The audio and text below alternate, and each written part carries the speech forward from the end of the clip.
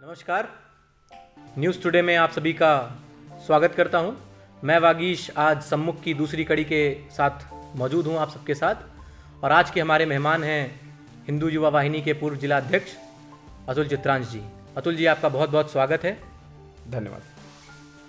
अतुल जी, हम चाहेंगे कि आप हमारे दर्शकों को 2 मिनट के कुछ सूक्ष्म समय में अपने बारे में बताएं, जिससे आपके बारे में लोग जान सकें। मेरे बारे में लगभग लोग महमूदाबाद के सब जानते हैं। यहीं मैं पढ़ा बड़ा हूँ। यहीं पे मेरा जो सामाजिक जीवन है, जो व्यापारिक जीवन है, यहीं पे है। बाकी मेरी बेसिक शिक्षा जो है, प्रारंभिक शिक्षा यहीं पास के गांव में ही हुई है। वहीं मैं रहने वाला हूँ। पुश्तैनी में किसान हूँ। लोगों की मदद करना, लोगों से बात करना, ये मेरा शौक़ है, पैशन है। मुझे अच्छा लगता है लोगों की समस्याओं को समझना और उनकी मदद करना। अतुल जी, हिंदू युवा वाहिनी से जुड़ने का क्या कारण रहा? कोई खास वजह रही जिसने आपको आकर्षित किया और आप हिंदू युवा वाहिनी से जुड़े? देखिए, मैं योगी जी का भक्त हूँ। उनको बहुत पसंद करता हूँ, उनको मैं बहुत मानता हूँ। महमूदाबाद में मैंने देखा कि बहुत सारी समस्याएं थी, बहुत सारे लोग थे, विधर्मी थे, जो बहुत हावी थे। और मेरी उम्र कम थी उस समय, और मैंने भी सोचा कि मतलब मैं क्या करूँ। यहाँ लोगों को जोड़ना बहुत कठिन था। लोग साथ में, काफ़ी हमारे समाज के हिंदू भाई जुड़ते नहीं थे साथ में। तो मैंने सोचा मैं क्या करूँ, किसी न किसी बैनर का सहारा भी मुझे लेना था। तो उस समय मैंने देखा और समझा काफ़ी सारे हिंदू संगठन काम कर भी रहे थे, लेकिन पूज्य महाराज जी का जो संगठन हिंदू युवा वाहिनी है, जो गोरखपुर मठ से जिसकी शुरुआत हुई थी, उसके बारे में देखा, महाराज जी के बारे में सुना, तो मुझे काफ़ी अच्छा लगा। और गोरखपुर भी गया, समझा, तो उसी कारण की सोचा कि शायद इससे अपने समाज की मदद कर सकूं, लोगों के लिए खड़ा हो सकूं और लोगों को जोड़ भी सकूं, हिंदू समाज को यूनाइट कर सकूं। इसीलिए मैंने हिंदू युवा वाहिनी संगठन ज्वाइनिंग करी है। जब आपने हिंदू युवा वाहिनी ज्वाइन की तो कोई ना कोई पद आपको उस समय मिला होगा, और उसके बाद आप जिला अध्यक्ष तक बने। तो वो सफ़र कैसा रहा और पहली नियुक्ति जो हुई वो आपकी किस पद पर हुई? जी, मैं तो जिला अध्यक्ष तो अभी जल्दी बना हूँ। उसके पहले मैं नगर अध्यक्ष रहा हूँ। नगर अध्यक्ष के पद पर मुझे ज्वाइन किया गया था, नगर का काम दिया गया था, महमूदाबाद नगर का। और शायद पहले भी प्रमोशन हो जाता मेरा। काम मैंने पूरी निष्ठा और ईमानदारी के साथ संगठन का काम किया, भाजपा के लिए पूरी मेहनत और ईमानदारी से काम किया। जो भी मुझे काम सौंपे गए चुनाव के पीरियड में, या संगठन के काम या सामाजिक काम, वो मैंने पूरी निष्ठा से काम किया।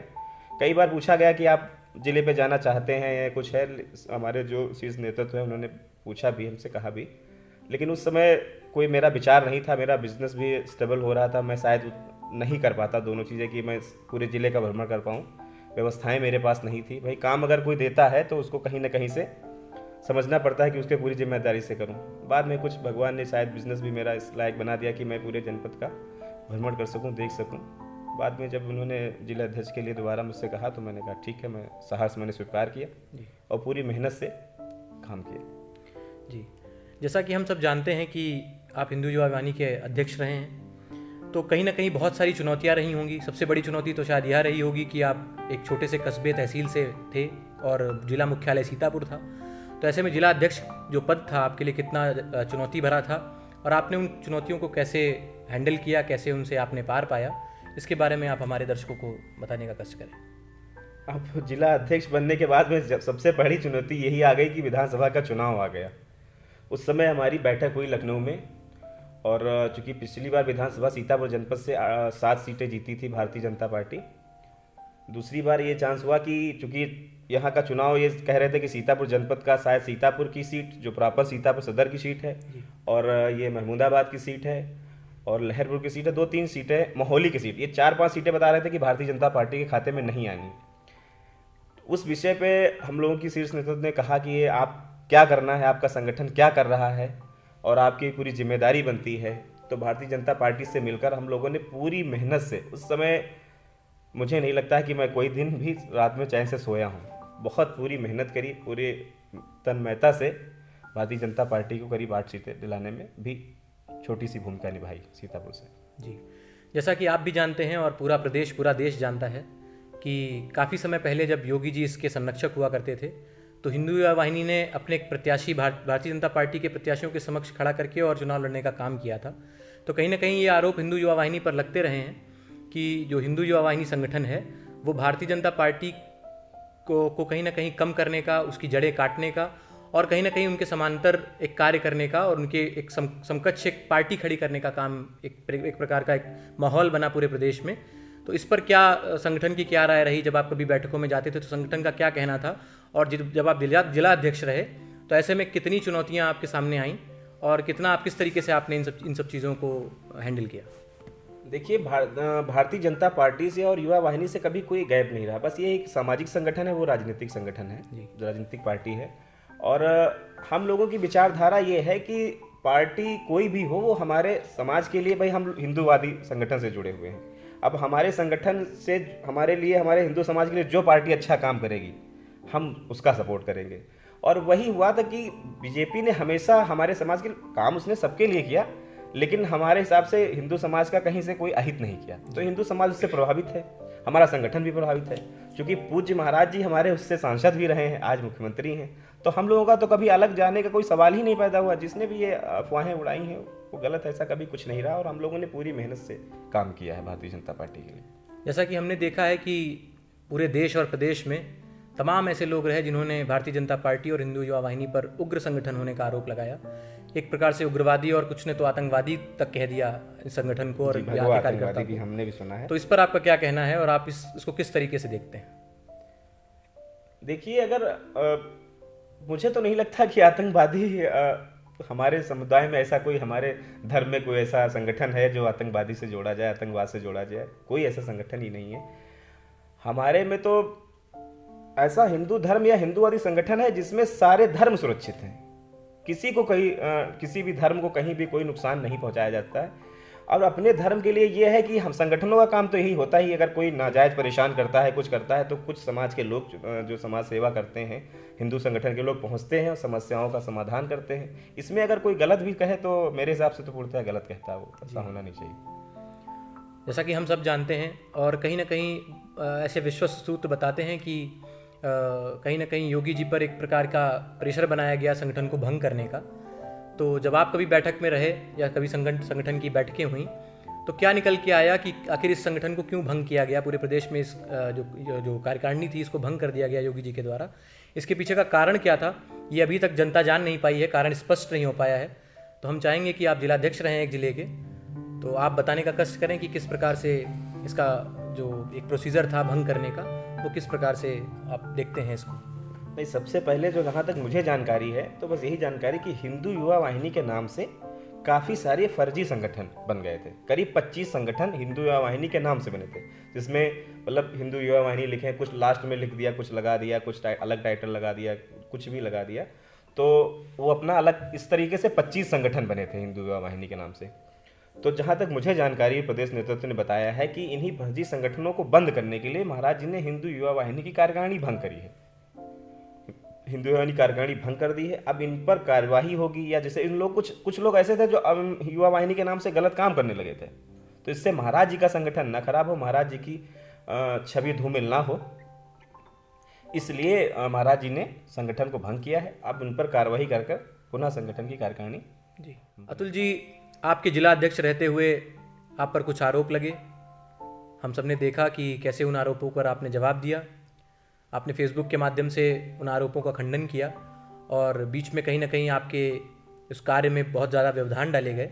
और ऐसा कहा जाता है, कुछ ऐसे सूत्र बताते हैं कि आपके संगठन के ही कुछ लोग इसमें कहीं ना कहीं लिप्त थे, जिन्होंने आपके खिलाफ एक षड्यंत्र रचने का काम किया। तो आप इसको किस प्रकार देखते हैं और आप अपनी सफाई में अगर आपको कहना है कुछ तो आप क्या कहना चाहते हैं?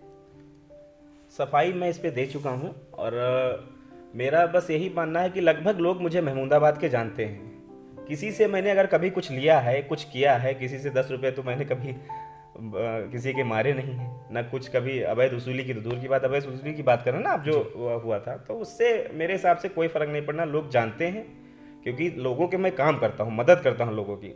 मुझे नहीं लगता कि महमूदाबाद में कोई ऐसा व्यक्ति है, अब चूँकि भाजपा लीडर हैं, उनका तो अपना काम ही है, लेकिन जो किसी पावर में नहीं है उसके बाद भी अगर कोई व्यक्ति है जो मदद करता है लोगों की, तो मैं लगभग अपने प्रेस पे बैठकर, अपने ऑफिस में बैठकर लगभग लोगों की मदद करता हूँ। 10 से 5 लोगों की डेली समस्याएं सुनता हूँ, उनका समाधान करता हूँ, और कोई बिना किसी भी प्रकार का कोई ऐसा लेन देन का कोई वो, क्योंकि मेरा शौक नहीं है वो, शौक़ मेरा यही है, समाज सेवा करना।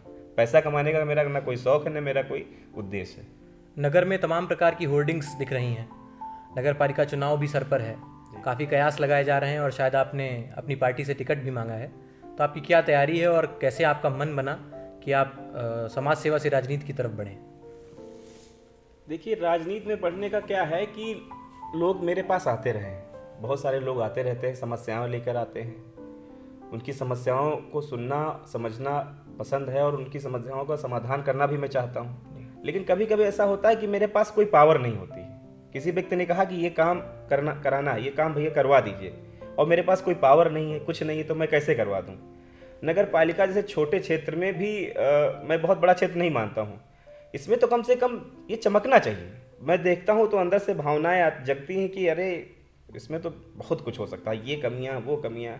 लोगों ने कहा कि भैया आप, भाई जिनकी मैं मदद करता हूँ वही कहते हैं कि भैया आपने ऐसा काम करा दिया, भैया अगर आप आवेदन करिए, आप ये करिए। तो मैंने आवेदन किया है भारतीय जनता पार्टी से नगर पालिका चुनाव के लिए, लेकिन ये नहीं है कि टिकट नहीं मिलेगा तो मैं पार्टी का कोई विरोध करता हूँ या मैं उनका, ऐसा कुछ नहीं। जिसको भी पार्टी टिकट देगी पूरे तन मन धन उस प्रत्याशी को चुनाव लड़ाऊंगा। अगर मुझे देती है तो 100 बेटर है, मैं महमूदाबाद को बदल दूंगा, बिल्कुल चमका दूंगा। ये मेरे मन में है, लोग जो मुझे जानते हैं वो जानते हैं। करीब आधा दर्जन से अधिक लोग आपकी पार्टी से टिकट मांग रहे हैं, भारतीय जनता पार्टी से टिकट मांग रहे हैं जी। तो ऐसे में आप अपने आप को कहाँ पाते हैं? टिकट की दावेदारी में आप कहाँ अपने आप को देखते हैं, कहाँ खड़े पाते हैं? इसके बारे में हमारी जनता को आप बताइए। देखिए, अगर मैं अपने दृष्टिकोण से देखूं तो मुझे लगता है पार्टी को मुझे ही टिकट देना चाहिए, क्योंकि मैं काफ़ी समय से, क्योंकि महमूदाबाद में इस समय वर्तमान में जो विधायक हैं श्रीमती आशा मौर्य जी, माननीय विधायक महमूदाबाद, वो महिला हैं और उन्होंने अपना पूरा जीवन भारतीय जनता पार्टी को समर्पित किया है। उनके कितना जीवन नहीं है, लेकिन जब से भी मैंने होश संभाला है तब से मैं भी कमल का ही बिल्ला, जब गाड़ियाँ आती थी पीछे जीप गांव में, बिल्ला उल्ला के लिए बच्चे दौड़ते थे गांव में, उस समय हम भी दौड़ते थे। तो जब कमल का बिल्ला बना होता था तो उस समय तो पता नहीं था कि पार्टी कौन सी क्या है। मैं अपने बचपन की बात बताता हूँ, और भी पार्टियाँ थी और भी बिल्ले होते थे। तो बाकी अगर बिल्ले, कोई मान लो गलती से गाड़ी आ गई, भागा, तो गलती से दूसरी बिल्ले मिल गए, गड्डी मिल गई, तो उसको तो फाड़ के फेंक दिया। बिल्ला कहते थे हम लोग, जो आते हैं विजिटिंग कार्ड इस टाइप के बिल्ला बांटने आते थे, तो उनको फाड़ के फेंक देता था। कमल का जब बिल्ला देते तो उसको रख लेता था, अलमारी में रखता था, जेब में रखता था, सुरक्षित रखता था। कि मतलब आप समझिए, तब से मैं भाजपाई हूँ। और चूँकि माननीय विधायक जी भी इस समय कट्टर भाजपाई हैं, और हर तरीके से जब से मतलब महमूदाबाद में मतलब होश संभाला है, जो भी इसमें युवा वाहिनी में जुड़ा हूँ, भारतीय जनता पार्टी से जुड़ा हूँ, तब से निरंतर भारतीय जनता पार्टी के प्रत्येक चुनाव में मैंने मेहनत की है। 5 साल हर कोई भी क्षेत्र हो, कहीं भी हो, हर क्षेत्र में मैंने काम किया है, जनता के हित में काम किया है और निरंतर करता रहूँगा। भारतीय जनता पार्टी इस उम्मीद से मैंने आवेदन किया है कि शायद भारतीय जनता पार्टी मुझे प्रत्याशी घोषित करे। अतुल जी, जैसा पूरा प्रदेश देश जानता है कि भारतीय जनता पार्टी और तमाम पार्टियां अपने अपने संकल्प पत्र लेकर के चुनाव में उतरती हैं। हर प्रत्याशी का अपना एक संकल्प होता है, हर प्रत्याशी अपने अपने वादे करता है कि जनता के लिए वो क्या करेगा, नगर के लिए, क्षेत्र के लिए, जिस भी पद के लिए वो चुनाव लड़ रहा है उसके लिए वो क्या क्या करेगा उस जनता के लिए। तो आपने भी कुछ ऐसा अपना एक प्लान बनाया होगा, कोई ना कोई आपने संकल्प पत्र एक बनाया होगा। तो आपके क्या ऐसे वादे हैं जो आप अपनी जनता से करना चाहते हैं? और अगर आप चुनाव जीतते हैं और आप चेयरमैन बनकर आते हैं महमूदाबाद नगर पालिका के, तो आपके कौन कौन से ऐसे काम हैं जो प्राथमिकता के तौर पर आप करेंगे और जनता को उससे लाभ मिलेगा या नहीं मिलेगा, इसके बारे में आप हमारी जनता को बताएं। देखिए, संकल्प पत्र तो मैंने अभी कोई नहीं बनाया है, लेकिन बेसिक छोटी छोटी समस्याएं हैं। देखिए, अगर आप राजनीति की तरीके से करोगे तो कोई मतलब नहीं है। राजनीति अगर ये सोच के करोगे, सेवा भाव से अगर करोगे, आपके अंदर सेवा भाव है और सेवा भाव से राजनीति करोगे, मान लीजिए सड़कें बनी हैं तो कम से कम 4 साल तो चलनी चाहिए, है ना। सड़कें बनी हैं तो 4 साल चलनी चाहिए। अब यहाँ पर आप समझिए कि नगर में कोई गौशाला नहीं, मतलब बात छोटी है और बड़ी भी है। मतलब लोग सोचते हैं कि गौशाला नगर में क्या काम है। नगर पालिका क्षेत्र की अगर कोई गौशाला हो और जिसमें सिर्फ नगर पालिका क्षेत्र के ही गौवंश रखे जाएं, तो मुझे लगता है कि जो भी आसपास के जो गौवंश हैं सड़कों पे बैठे रहते हैं, जिससे एक्सीडेंट होने के चांस है। आसपास के देख रहे हो आप, काफ़ी सारे एक्सीडेंट हो रहे हैं गौवंश से, तो गौवंश भी सुरक्षित हो जाएंगे अगर गौशाला बन जा रही है। तो मेरा मेन मतलब तो होगा कि सबसे पहले गौशाला एक जरूर कहीं ना कहीं व्यवस्था कराई जाए कि गौशाला बने, जिससे नगर के गौवंश जो है वो सुरक्षित हो जाएं।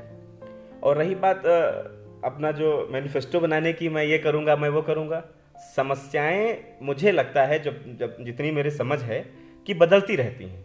आज बिजली की समस्या है, कल पानी की समस्या होगी, परसों सड़क की समस्या होगी, नाली की समस्या होगी, खड़ंजे की समस्या होगी। ये समस्याएं हैं, ये बनती रहती हैं। इसको अगर सेवा भाव करना है आपको तो आप परमानेंट करते रहिए, मेहनत करते रहिए। जो भी जनता समस्या, जो भी जनता मांगे, आप उसको पूरी मेहनत से, पूरी ईमानदारी से करिए। जो भी समस्याएं हैं सब सॉल्व होती रहेंगी, कोई समस्या होगी ही नहीं। आप पूरी ईमानदारी से, सेवा भाव से करोगे, कहीं से कोई दिक्कत नहीं होगी। अतुल जी, जैसा हम जानते हैं कि विगत कई वर्षों से, बहुत सालों से क्षेत्र की जनता ने एक महमूदाबाद में पार्क को लेकर के और एक लाइब्रेरी को लेकर के मांग समय समय पर उठाई है। तमाम युवा साथियों ने उठाई है, पत्रकारों ने उठाई है। और नगर का एक बहुत प्रसिद्ध मंदिर है, पूरे विश्व में विख्यात है, बहुत दूर दूर से लोग आते हैं, माँ संकटा देवी मंदिर जी, उसको भी लेकर के तमाम बार लोगों ने सवाल उठाए हैं। प्रबंध समिति की तरफ से सवाल उठाए गए हैं, काफ़ी मांगे की गई हैं जी। तो आपका क्या प्लान है? जो नगर के जो कुछ प्रमुख मंदिर हैं, उन मंदिरों में क्या आपने प्लान किया है कि आप क्या काम कराएंगे? पार्क को लेकर के जो समस्या है, जो लाइब्रेरी को लेकर के समस्या है, उस पर आप क्या काम करेंगे? ये हमारे दर्शकों को आप बताएं। देखिए, मैं सबसे पहले क्या होता है कि मैं भी जब भी मैं कभी मान लीजिए नगर पालिका या हमारी माताएं बहनें, हमारे जो भाई कभी हमें चांस देंगे, अगर नगर पालिका के लिए मुझे कुर्सी पे बिठा लेंगे, तो ये आप मानिए कि 100% सबसे पहले तो मैं जाऊंगा मंदिर के प्रबंध माता जी से आशीर्वाद लूंगा। जब मंदिर जाऊंगा, मंदिर को उस भावना से देखूंगा और मंदिर के प्रबंध समिति से बात करूंगा, तो जो भी समस्याएं हैं, जितनी भी समस्याएं हैं मंदिर से जुड़ी हुई, जो भी विकास के काम हैं, वो बिना पूछे होने चाहिए। उसमें कोई मैनिफेस्टो बनाने की जरूरत नहीं। ये हमारा कर्तव्य है, ये मेरा मतलब मुझे करना ही चाहिए। अगर हिंदू हूँ और मैं चेयरमैन बन रहा हूँ तो अपने मठ मंदिर का तो कम से कम विकास कर सकूँ। उसमें कोई मैनिफेस्टो बनाने की जरूरत नहीं। जितनी भी लागत है, जो भी उसको पास करना है, कराना है मेहनत से। ये नहीं कि मान लीजिए मेरे बस का नहीं तो मैं बैठा हूँ, कुछ नहीं। आपको लगना पड़ेगा, सरकार से मिलना पड़ेगा, बात करनी पड़ेगी, शासन में जाना पड़ेगा। जो भी आएगा, मंदिर का सौंदर्यीकरण, जितने भी मंदिर हैं, मैं एक मंदिर की बात नहीं कर रहा हूँ, क्योंकि मैं संकटा देवी मैया को बहुत मानता हूँ, बड़ी आस्था है मुझे मेरी उनमें, तो मैं उनके लिए तो समर्पित हूँ ही। लेकिन हमारा परमहंस बाबा मंदिर है, वो भी बहुत सुंदर मंदिर। उसको मैं देखता हूँ कि उसको बहुत अच्छा बनाया जा सकता है, बहुत सुंदर बनाया जा सकता है। और जो लोग कहते हैं कि पार्क के लिए जगह नहीं है, परमहंस बाबा मंदिर में मतलब मंदिर के साथ में इतना सुंदर पार्क बनाया जा सकता है कि लोग शाम को वहाँ बैठेंगे, वहाँ पे क्रिकेट भी खेल सकते हैं, वहाँ जगह है, सारी व्यवस्थाएं। लेकिन आप करना तो चाहे, कोई करने नहीं जा रहा। आदमी बना, बैठ गया, कोई मतलब नहीं उसको। हर चीज़ आदमी अपने दाम कमाने, पैसे कमाने में लगा हुआ है। अतुल जी, आपने बहुत सजगता के साथ और बहुत सतर्क होकर के आपने सभी सवालों के जवाब दिए। अब हम इंटरव्यू के अंतिम पड़ाव पर पहुंच चुके हैं, जिसका नाम है रैपिड फायर। आपके पास 2 ऑप्शंस होंगे, आपको किसी एक ऑप्शन को चुनना होगा, और अगर आप अपने आप को पाते हैं कि आप उस सवाल का जवाब नहीं देना चाहते हैं तो आप उसे स्किप कर सकते हैं। हमारा पहला सवाल है, योगी जी या मोदी जी? योगी जी। योगी जी। चलिए, बहुत बहुत अच्छे से आपने इसका जवाब दिया। सांसद जी या विधायक जी, अगर हम सीतापुर की बात करें तो? महमूदाबाद। हम सीतापुर की बात करेंगे, सीतापुर में महमूदाबाद भी है। सांसद जी या विधायक जी? देखिए, अगर आपको एक शब्द में जवाब देना है जी, तो भाई स्किप है। सरकार या संगठन? संगठन। भाजपा या हिंदू युवा वाहिनी? भाजपा। ये थे अतुल चित्रांश जी, और बड़ी बेबाकी के साथ इन्होंने इन सभी प्रश्नों का उत्तर दिया। आपने न्यूज़ टुडे के लिए समय निकाला, इसके लिए बहुत बहुत धन्यवाद। पूरी न्यूज़ टुडे की टीम आपका आभार व्यक्त करती है। आपके उज्जवल भविष्य और नगर पालिका परिषद चुनाव के लिए आपको बहुत बहुत शुभकामनाएं, बहुत बहुत बधाई। धन्यवाद। धन्यवाद।